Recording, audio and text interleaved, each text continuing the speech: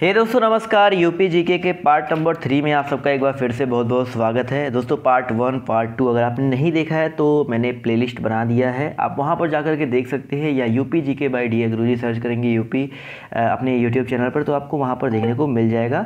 तो basically part number 2 में मैंने आपसे एक क्वेश्चन पूछा था, एक होमवर्क दिया था कि 1857 ईस्वी का जो विद्रोह था उसका नेतृत्व लखनऊ में किसने किया था। तो बहुत सारे लोगों ने इसका जवाब जो है सही दिया था, तो बेगम हजरत महल, यहाँ पर इसका जो ऑप्शन ये है करेक्ट हो जाएगा। इसके अलावा मैं आपको हर वीडियो में अब ये भी बताया करूँगा कि इसका जवाब है जो है सबसे पहले किसने दिया था। तो सबसे पहले जो टॉप 3 लोग हैं, राहुल कुमार रजक और इसके अलावा सिंकी गुप्ता, और थर्ड नंबर पे आपका दिया था भाई हुमा खान ने। तो इन तीनों ने टॉप 3 लोग हैं जिन्होंने इसका जवाब दिया था। चलिए अब आते हैं आज के क्वेश्चन पर, और आखिरी में फिर आपसे एक क्वेश्चन पूछूंगा, आपको उसका जवाब देना है, और अगले वाले पार्ट में आपको इसका जो जिसने भी जवाब दिया होगा उसका नाम लिया जाएगा अगले वाली वीडियो में। चलिए यहाँ पर क्वेश्चन नंबर 61 आपका पहला क्वेश्चन कह रहा है यहाँ से कि 1858 ईस्वी का महारानी का घोषणा पत्र कहाँ पढ़ा गया। देखिए बहुत ही इंपॉर्टेंट क्वेश्चन है। तो यहाँ पर अगर देखा जाए तो 1858 ईस्वी का जो महारानी का घोषणा पत्र है वो बेसिकली आपका पढ़ा गया था कहाँ पर, इलाहाबाद में। ऑप्शन जो इसका बी है वो यहाँ पर करेक्ट हो जाएगा। 1 नवंबर 1858 ईस्वी को इलाहाबाद में आयोजित दरबार में तत्कालीन गवर्नर जनरल लॉर्ड कैनिंग ने महारानी विक्टोरिया का घोषणा पत्र पढ़ा था। चलिए बढ़ते हैं अगले क्वेश्चन पर। तो अगला क्वेश्चन आपका यहाँ पर कह रहा है 1857 ईस्वी के विद्रोह के नेतृत्व बरेली में किसने किया। तो यहाँ पर देखा जाए तो इसका ऑप्शन जो फर्स्ट है खान बहादुर, ये बिल्कुल करेक्ट हो जाएगा। तो इन्होंने 1857 ईस्वी का विद्रोह जो है बरेली में इन्होंने नेतृत्व किया था। चलिए बढ़ते हैं क्वेश्चन नंबर 63 पर। तो क्वेश्चन नंबर 63 आपसे कह रहा है कि 1857 ईस्वी के विद्रोह का नेतृत्व कानपुर में किसने किया था। तो सारे के सारे आपको यूपी के तो स्पेशली याद ही रखने हैं। तो कानपुर का जो नेतृत्व है दोस्तों किया था किसने, नाना साहब व तात्या टोपे। तो यहाँ पर तात्या टोपे ऑप्शन में है, तो ऑप्शन जिसका 3 है वो यहाँ पर बिल्कुल करेक्ट हो जाएगा। कानपुर का विद्रोह जो है उसको कैंपबेल ने दबा दिया था। किसने दबाया था, कैंपबेल ने दबाया था। तो चलिए यहाँ पर ऑप्शन जो 3 है करेक्ट हो जाएगा। चलिए क्वेश्चन नंबर 64 आपसे कह रहा है कि अवध के किस नवाब ने सहायक संधि पर हस्ताक्षर किए थे। तो अवध के कौन से नवाब ने किया था, तो यहाँ पर देखा जाए तो सादत खान ने। जी हाँ दोस्तों, ऑप्शन जिसका फर्स्ट है करेक्ट हो जाएगा। अवध के जो नवाब थे सादत खान, उन्होंने लॉर्ड वेलेजली द्वारा प्रस्तावित सहायक संधि पर हस्ताक्षर किया था। चलिए आते हैं अगले क्वेश्चन पर। तो अवध का अंतिम नवाब कौन था।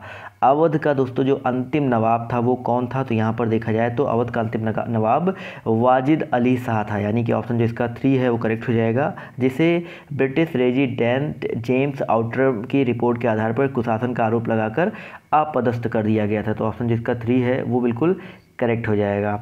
चलिए बढ़ते हैं अगले क्वेश्चन पर। तो अगला क्वेश्चन यहाँ पर कह रहा है कि बक्सर के युद्ध में अवध के किस नवाब ने भाग लिया था। तो बक्सर के किस युद्ध में भाग लिया था, तो यहाँ पर देखा जाए तो बक्सर का जो युद्ध हुआ था 22 अक्टूबर 1764 ईस्वी को, तो वहाँ पर बात किया जाए तो इसमें अंग्रेज़ों व बंगाल के अपदस्थ नवाब मीर कासिम और अवध के नवाब शुजाउद्दौला तथा मुगल बादशाह शाह आलम द्वितीय, तो इन सब ने भाग लिया था। तो यहाँ पर देखा जाए तो इस युद्ध में जो अंग्रेजी थे वो विजय रहे थे, लेकिन यहाँ पर ऑप्शन के अकॉर्डिंग देखा जाए तो ऑप्शन जिसका फर्स्ट है शुजाउद्दौला, ये बिल्कुल करेक्ट हो जाएगा। चलिए आते हैं अगले क्वेश्चन पर। तो अगला क्वेश्चन कह रहा है कि बक्सर का युद्ध किस संधि से समाप्त हुआ था। सो बेसिकली बक्सर का जो युद्ध है वो अगर देखा जाए तो आपका इलाहाबाद की जो संधि हुई थी उससे समाप्त हुआ था। तो ऑप्शन जिसका फर्स्ट है करेक्ट हो जाएगा। बक्सर के युद्ध मैंने अभी आपको बताया कब हुआ था, अंग्रेजों और अवध के नवाब शुजाउद्दौला, मुगल बादशाह शाह आलम द्वितीय, मीर कासम, इनके बीच में हुआ था। अंग्रेज विजयी रहे थे, और शाह इलाहाबाद की 2 संधियाँ, एक 12 अगस्त 1765, एक 16 अगस्त 1765 को हुई थी, और इन दोनों संधियों के बाद जो ये बक्सर का युद्ध है ये समाप्त हुआ था। अगला क्वेश्चन आपका यहाँ पर कह रहा है कि अवध का विलय किस गवर्नर जनरल ने ब्रिटिश साम्राज्य में कर दिया था। तो अवध का जो विलय है तो दोस्तों यहाँ पर देखा जाए तो लॉर्ड डलहौजी ने। जी हाँ दोस्तों, अवध का ब्रिटिश साम्राज्य में विलय तत्कालीन गवर्नर लॉर्ड डलहौजी ने अंतिम नवाब वाजिद अली शाह को अपदस्थ करके किया था। तो ऑप्शन जिसका 2 है वो बिल्कुल यहाँ पर करेक्ट हो जाएगा। चलिए बढ़ते हैं क्वेश्चन नंबर 69 पर। तो कह रहा है यहाँ पर स्वतंत्र अवध राज्य की स्थापना किसने की थी। तो दोस्तों स्वतंत्र अवध राज्य की जो स्थापना है वो किसने की थी, तो यहाँ पर देखा जाए तो शहादत खान बुरहान उल मुल्क, यानी कि ऑप्शन जो इसका फर्स्ट है वो बिल्कुल करेक्ट हो जाएगा, इन्होंने किया था। चलिए आते हैं क्वेश्चन नंबर 70 की तरफ। तो कह रहा है अवध का ब्रिटिश साम्राज्य में विलय कब किया गया। सो गाइस यहाँ पर देखा जाए तो अवध का ब्रिटिश साम्राज्य में जो विलय है वो किया गया था 1856 ईस्वी में। जी हाँ दोस्तों, सन 1856 में अवध के ब्रिटिश रेजिडेंस जेम्स आउटरडम की जो रिपोर्ट थी उसके आधार पर लॉर्ड डलहौजी ने वाजिद अली शाह को शासन का आरोप लगा दिया था, उसको आपदस्थ कर दिया था। उसके बाद यहाँ पर विलय हो गया था। तो ऑप्शन जो इसका 2 है वो करेक्ट हो जाएगा। चलिए आते हैं अगले क्वेश्चन पर। तो अगला क्वेश्चन आपका यहाँ पर कह रहा है कि फैजाबाद, माफ़ कीजिएगा, कह रहा है फैजाबाद में 1857 ईस्वी के विद्रोह का नेतृत्व किसने किया था। तो फैजाबाद में जो नेतृत्व है दोस्तों वो जून 1857 ईस्वी में हुआ था और उसका विद्रोह किया था मौलवी अहमदुल्ला ने। जी हाँ दोस्तों, मौलवी अहमदुल्ला, यानी कि ऑप्शन जो इसका फर्स्ट है वो बिल्कुल करेक्ट हो जाएगा, ऑप्शन फर्स्ट। और जिसका जो दमन है जनरल रेनार्ड द्वारा 5 जून 1858 ईस्वी में कर दिया गया था। चलिए आते हैं क्वेश्चन नंबर 72 पर। तो कह रहा है कानपुर में 1857 के विद्रोह का दमन किसने किया था। तो कानपुर में दोस्तों 1857 के विद्रोह का जो दमन है वो बेसिकली किया था कॉलिन कैंपबेल ने। इसको पहले भी मैं आपको बता चुका हूँ। तो यहाँ पर ऑप्शन जो इसका 2 है वो बिल्कुल करेक्ट हो जाएगा। और कैंपबेल ने ही लखनऊ में भी विद्रोह का दमन किया था और कानपुर में नाना साहब ने विद्रोह का नेतृत्व प्रदान किया था। इसके अलावा तात्या टोपे ने भी नेतृत्व जो है वो प्रदान किया था। क्वेश्चन नंबर 73 कह रहा है कि झांसी में 1857 ईस्वी के विद्रोह का दमन किसने किया था। तो झांसी की जो रानी लक्ष्मीबाई थी वो ग्वालियर में अंग्रेज जनरल हीरोज से लड़ती हुई 17 जून 1858 ईस्वी को वीर गति को प्राप्त हुई थी। और रानी लक्ष्मीबाई की मृत्यु पर जनरल हीरोज ने कहा था कि भारतीय क्रांतिकारियों में यहाँ सोई हुई औरत अकेली मर्द है, यानी कि यहाँ पर जनरल हीरोज ने ही दमन किया था। तो ऑप्शन जो इसका 2 है वो बिल्कुल करेक्ट हो जाएगा। क्वेश्चन नंबर आपका 74 कह रहा है कि इलाहाबाद में विद्रोह का दमन किसने किया था। भाई इलाहाबाद में विद्रोह का जो दमन है वो किसने किया था। तो यहाँ पर देखा जाए तो कर्नल नील, याद रखना, इलाहाबाद में जो विद्रोह का जो नेतृत्व था वो लियाकत अली ने किया था और विद्रोह का जो दमन था वो कर्नल नील, यहाँ पर नील है तो नील ने किया था। अगला क्वेश्चन कह रहा है हरिश्चंद्र मैगजीन का प्रकाशन कहाँ से किया गया। तो हरिश्चंद्र मैगजीन का जो प्रकाशन है वो बेसिकली आपका कहाँ से किया गया। तो देखा जाए तो ऑप्शन नंबर इसका जो 2 है करेक्ट हो जाएगा, वाराणसी से। तो ऑप्शन 2 यहाँ पर बिल्कुल करेक्ट हो जाएगा, यहाँ से किया गया। क्वेश्चन नंबर चलिए बढ़ते हैं 76 की तरफ दोस्तों। 76 कह रहा है देवबंद आंदोलन के प्रेरता थे। तो देवबंद आंदोलन के जो प्रेरता थे वो कौन थे। तो यहाँ पर 4 ऑप्शन दिए गए हैं, उसके अकॉर्डिंग आपको आंसर देना है। तो आपको देखा जाए तो देवबंद जो आंदोलन था उसके प्रेरता कौन कौन थे। तो यहाँ पर अगर देखा जाए तो मोहम्मद कासिम नैनोतवी थे, इसके अलावा रशीद अहमद गंगोई थे, यानी कि ऑप्शन जो इसका ए है और बी है दोनों करेक्ट हो जाएगा। तो ऑप्शन जिसका 4 है केवल ए और बी यहाँ पर बिल्कुल करेक्ट हो जाएगा। क्वेश्चन नंबर आपका 77 कह रहा है कि अलीगढ़ आंदोलन के प्रेरता कौन थे। तो अलीगढ़ आंदोलन के प्रेरता कौन थे। तो यहाँ पर देखा जाए तो सैयद अहमद खान थे। तो ऑप्शन जिसका 2 है करेक्ट हो जाएगा। अलीगढ़ आंदोलन के जो प्रेरता थे कौन थे, सर सैयद अहमद खान थे। इनके नेतृत्व में चलाए गए आंदोलन को ही अलीगढ़ आंदोलन के नाम से जाना जाता है। चलिए बढ़ते हैं अगले क्वेश्चन पर। तो अगला क्वेश्चन आपका यहाँ पर कह रहा है अलीगढ़ मुस्लिम, माफ़ कीजिएगा, कह रहा है अलीगढ़ मुस्लिम एंग्लो ओरिएंटल कॉलेज की स्थापना कब हुई। तो अलीगढ़ मुस्लिम एंग्लो ओरिएंटल कॉलेज की जो स्थापना है वो 1875 ईस्वी में कब हुआ था, 1875 ईस्वी में हुआ था। और किसके द्वारा किया गया था, अभी मैंने आपको बताया था। इसके पहले जो अलीगढ़ अलीगढ़ के लिए किया था उन्होंने, यहाँ पर मैं आपको बताता हूँ, जो अलीगढ़ के आंदोलन के प्रेरता थे सैयद अहमद खान, उन्होंने ही किया था इसकी भी स्थापना।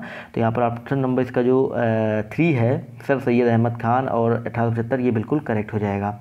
अगला क्वेश्चन आपका यहाँ पर कह रहा है कि सेंट्रल हिंदू कॉलेज की स्थापना किसने की। तो सेंट्रल हिंदू कॉलेज की स्थापना किसने की थी भाई। तो यहाँ पर देखा जाए तो एनी बेसेंट ने, याद रखिएगा ऑप्शन जो इसका बी है एनी बेसेंट, वो बिल्कुल करेक्ट हो जाएगा। से एनी बेसेंट, इन्होंने सेंट्रल हिंदू कॉलेज की जो स्थापना है इन्होंने ही की थी। क्वेश्चन नंबर 80 कह रहा है आगरा में राधा स्वामी सत्संग की स्थापना किसने की थी। तो दोस्तों आगरा में राधा स्वामी जो सत्संग है उसकी स्थापना की थी शिव दयाल साहब ने। जी हाँ दोस्तों, 1861 में शिव दयाल साहब ने आगरा में राधा स्वामी सत्संग की स्थापना की। यह जो पंथ है वो राधा स्वामी की उपासना करता था। स्वामी सहजानंद को प्रथम अखिल भारतीय किसान सभा का अध्यक्ष भी बनाया गया था। तो यहाँ पर देखा जाए तो ऑप्शन जो इसका 2 है वो बिल्कुल करेक्ट हो जाएगा।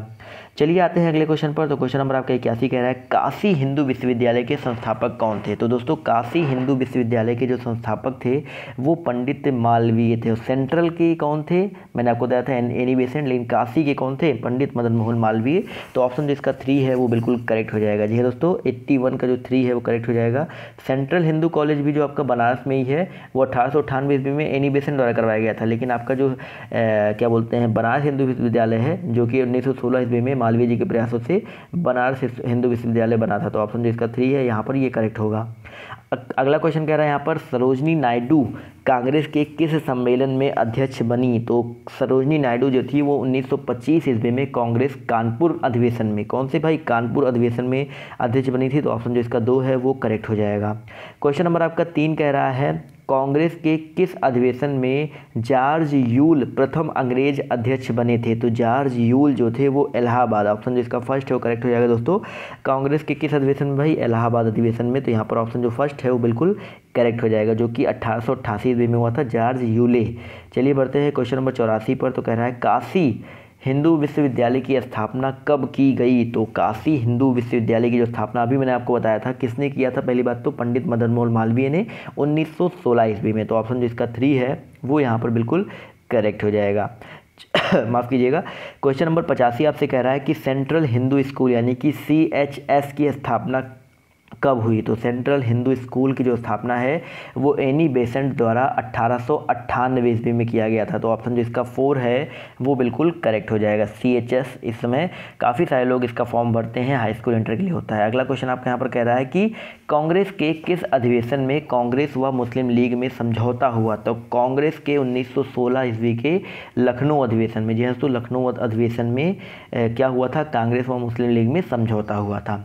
चलिए आते हैं क्वेश्चन नंबर 87 की तरफ। तो कह रहा है कि 1920 ईस्वी में अखिल भारतीय खिलाफत कमेटी की बैठक कहाँ पर हुई। तो दोस्तों 1920 में यानी कि 20 जून 1920 ईस्वी को इलाहाबाद में, कहाँ पर दोस्तों, इलाहाबाद में आपका ये जो बैठक है वो हुआ था, गांधी जी की अध्यक्षता में खिलाफत कमेटी की बैठक हुई थी। क्वेश्चन नंबर आपका 88 कह रहा है कि कांग्रेस ने 1905 ईस्वी के बनारस अधिवेशन की अध्यक्षता किसने की थी। तो कांग्रेस के 1905 ईस्वी की जो बनारस अधिवेशन थी उसकी अध्यक्षता की थी गोपाल कृष्ण गोखले ने, यानी कि ऑप्शन जो इसका 2 है वो बिल्कुल करेक्ट हो जाएगा। क्वेश्चन नंबर 89 आपसे कह रहा है कि चौरी चौरा कांड का संबंध उत्तर प्रदेश के किस जनपद से है। तो दोस्तों चौरी चौरा कांड का जो संबंध है वो उत्तर प्रदेश के गोरखपुर जनपद से है। तो ऑप्शन जो इसका 3 है वो बिल्कुल करेक्ट हो जाएगा। 5 फरवरी 1922 ईस्वी को एक भयानक भीड़ ने चौरी चौरा पुलिस थाने को घेर कर 22 पुलिस वालों को जिंदा जला दिया था। जी हाँ दोस्तों, और चौरी चौरा थाना वर्तमान उत्तर प्रदेश के गोरखपुर जनपद में स्थित है। और इस घटना से आहत होकर महात्मा गांधी ने 12 फरवरी 1922 को समय से पूर्व ही असहयोग आंदोलन को वापस लेने की घोषणा कर दी थी।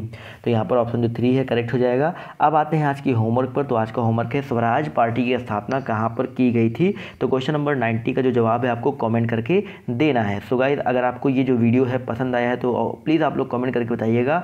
और जो लोग पार्ट 1 पार्ट 2 देखना चाहते हैं चैनल पर आपको देखने को मिल जाएगा।